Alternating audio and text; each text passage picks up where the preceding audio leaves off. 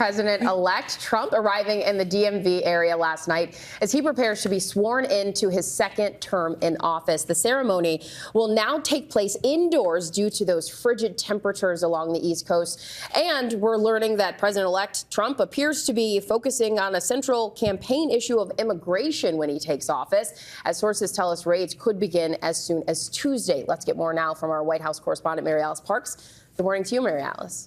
Yeah, good morning, Janae. President-elect Trump is waking up right across the street here from the White House at Blair House. It's the president's formal guest house. And yes, he says that he has big plans, especially on immigration, for his first day in office. Overnight, President-elect Donald Trump landing back in the nation's capital ahead of his inauguration, kicking off the weekend with fireworks and a private event at his golf club in Virginia. On his first day in office tomorrow, Trump promising to sign a series of executive actions, telling our Rachel Scott some will be aimed at rolling back President Biden's emission and pollution standards for cars. Others will be focused on immigration. Cities, especially in blue states, bracing for immigration raids to ramp up and start as early as this week. There's going to be a big raid all across the country. Chicago is just one of many places. Trump's incoming border czar, Tom Homan, telling ABC News they are reviewing plans in Chicago and elsewhere, and that the focus will be to seek out those undocumented immigrants who are considered a public safety threat and a national security threat. In the nation's capital, the final preparations for the inauguration.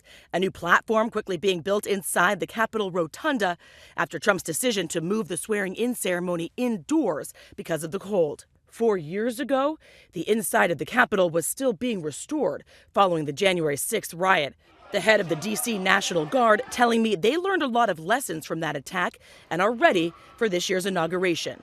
Nearly 8,000 National Guard troops from 40 states already in the nation's capital supporting local police. One of the guardsmen here to ensure a peaceful transfer of power, Philadelphia's Sergeant Breeze, an immigrant from Liberia, who tells me he joined the National Guard to help get citizenship 3 years ago, and that being on this mission is a great honor. I'll say what my father said when he brought us over here.